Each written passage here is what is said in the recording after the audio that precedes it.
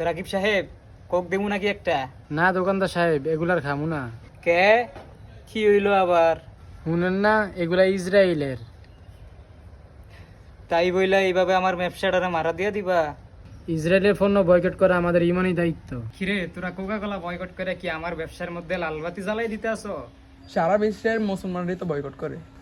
রাকিবও তো বয়কট করে দিছে, তামিমও তো বয়কট করে দিছে, দেখি এবার সুজিবে কি কয়। তুইও কি বয়কট করবি? হ ভাই, সারা বিশ্বের মুসলমান যা করে আমিও তাই করব। তাইলে আমি আর কি করবো?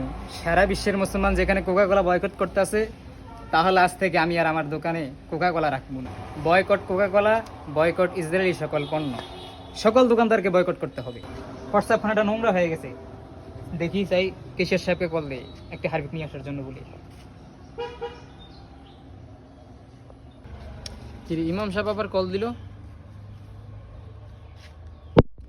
আসসালামু আলাইকুম। ওয়ালাইকুম আসসালাম।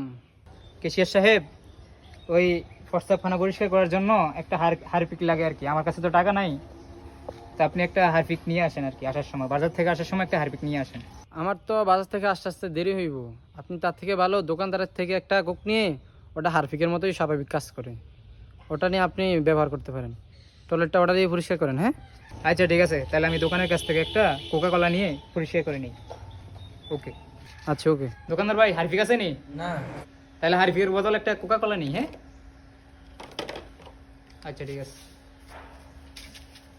ইসরায়েলি পণ্য আমাদের পেটে নয়, এটার স্থান হোক টয়লেটে।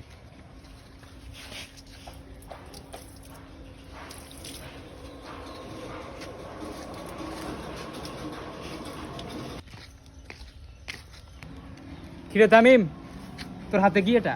কোকা-কোলা ভাই।